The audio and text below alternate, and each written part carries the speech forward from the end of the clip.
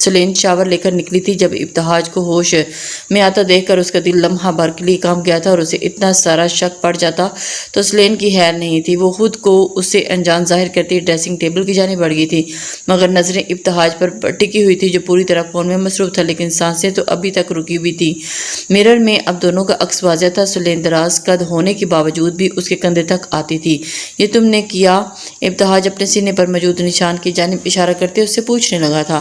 Celine نے نظریں اٹھا کر اس کی جانب دیکھا۔ شرم کے مارے اس کا چہرہ سرخی مائل ہوا تھا اور اس کی لپسٹک کے ہونٹ کی شیپ کے نشان ابتہاج کے سینے کے مقام پر بنے ہوئے تھے اور اس کا دل چاہا تھا کہ اپنا سر پیٹ لے۔ وہ بھلا اتنی بڑی ڈفر کیسے ہو سکتی تھی؟ مجھے کیا پتا، پلیز ایسی چچوری حرکتیں نہیں کرتی۔ کیا ہو گیا ہے؟ آپ کسی گرل فرینڈ کے یہ کارنامے ہوں گے۔ سلین خود کو کمپوز رکھنے کی کوشش کرتی صاف انکاری کرتی ہوئی اس کی طرف۔ ایکسکیوز می، میں کل رات گھر سے باہر نہیں گیا، میری گرل فرینڈ میرے گھر نہیں رہتی۔ ابتہاج اسے کلائی سے پکڑ کر اپنی جانب موڑتے ہوئے بولا، جو اس وقت فریش پنک کلر کے سوٹ پہ بالوں کو شبنم کے قطرے ٹپکاتی اس سے بھی خاصا فریش کر گئی تھی۔ اوہ، تو مطلب گرل فرینڈ ہیں آپ کی؟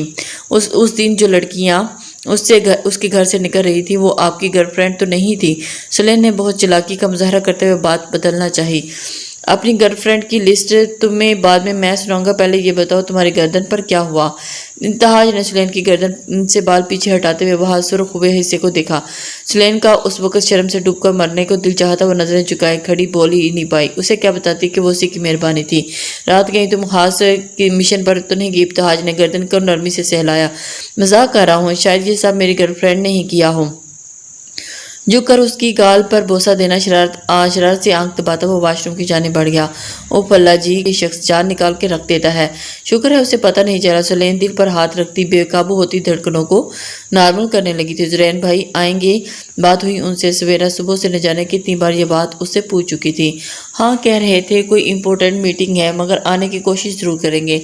دل اسے ایسے من گھڑت جوابوں سے بہلا رہی تھی، جبکہ حقیقت یہ تھی کہ اس نے ایک بھی زرین کو کال کرنا تو میسج بھی نہیں کیا تھا۔ تمہاری طبیعت تو ٹھیک ہے نا؟ اتنی مرجھائی سی کیوں لگ رہی ہو؟ تمہاری شادی ہے، آج خوش ہونا چاہیے تمہیں۔ یہ دن روز نہیں آتا نا۔ دل تھوڑی دلہن بنی سویرا کے چہرہ اترتا ہوا دیکھ رہی تھی۔ کاش ایسا کبھی نہ آئے۔ سویرا ابری بھی آواز میں بولی۔ دل اور اس کے قریب ہے سویرا، اس نے اس سویرا کو تسلی دینا چاہیے۔ دل پلیز کچھ دیر کے لیے مجھے اکیلا چھوڑ دو۔ نیچے سے برات کی آمد کا شور سنتے ہی سویرا اس کی بات ٹوکتی سرد لہجے میں بولی تھی۔ دل اس کی کیفیت سمجھتی خاموشی سے وہاں سے نکل آئی۔ نیچے فنکشن میں انٹر ہوتے ہی دل کو حیرت کا جھٹکا لگا تھا۔ زرین اپنی چارمنگ پرسنالٹی کے ساتھ پوری محفل پہ چھایا ہوا تھا۔ بلیک 3 پیس میں ملبوس، چہرے پر طاری مسکراہٹ کیے ہوئے وہ تنویر صاحب کے پاس کھڑا تھا۔ دل اسے یہاں دیکھ کر بہت خوشی۔ زرین سے بھی باتوں کے دوران نظر اٹھا کر اس کی جانب دیکھا۔ شاید ناراضگی کے باوجود کچھ پال کے لیے اس کی قیامت خیز روپ سے نظریں نہیں ہٹا پایا تھا۔ میرون اور گولڈن کنٹراسٹ سے شارٹ کامدار بھاری فراک کے نیچے کیپری پہنے، بالوں کو جوڑے کی شکل میں باندھ کر اسے خوبصورت بیٹ سے سجائے بھاری سا دوپٹہ ایک کندھے پر ٹکائے وہ بازو پر گرائے وہ حسن کے شکار معلوم ہو رہی تھی۔ اس کے ہونٹوں پر سجی ریڈ لپسٹک اور گالوں پر پھیلی لالی زرین کا ایمان خراب کر گئی تھی۔ سب سے بڑا ظلم اس پر یہ تھا کہ وہ